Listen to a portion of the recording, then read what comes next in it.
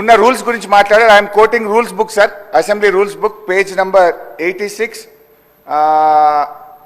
Number paragraph number 232(2), public accounts committee గురించి. The committee shall have the power to indicate in the proposed time table the different hours at which the various stages of bills and other business shall be completed.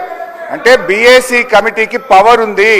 Shell అక్కడ ఏమన్నది, shell have the power అని స్పష్టంగా చెప్పిండ్రు. బీఏసీలో ఏ బిల్లులు పెట్టాలి, ఎప్పుడు పెట్టాలని చర్చించిన తర్వాతనే పెట్టాలని రూల్స్ బుక్ చెప్తుంది. నిన్న నేను రూమ్లో కూడా మీ ముందు చెప్పింది కూడా నేను, సార్ బిల్లులు మాకు బీఏసీలో చర్చించకుండానే 2 బిల్లులు సభలో ప్రవేశపెట్టారు, ఇది తప్పు అని నేను రూల్స్ బుక్ ఆధారంగా మాట్లాడినా. నేను రూల్ మాట్లాడినా కానీ బట్టి గారేమో లేని ఆవేశం తెచ్చుకొని కాంగ్రెస్ పార్టీ చేసిన అప్పులు బయటపడుతున్నాయని చెప్పి సభను తప్పుదో పట్టించడానికి వారు ఉపన్యాసం చేశారు. నేను ఉపన్యాసంలోకి పోను, నేను అప్పుల గురించే మాట్లాడతాను.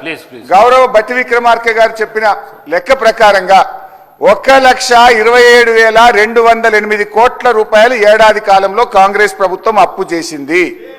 1,27,000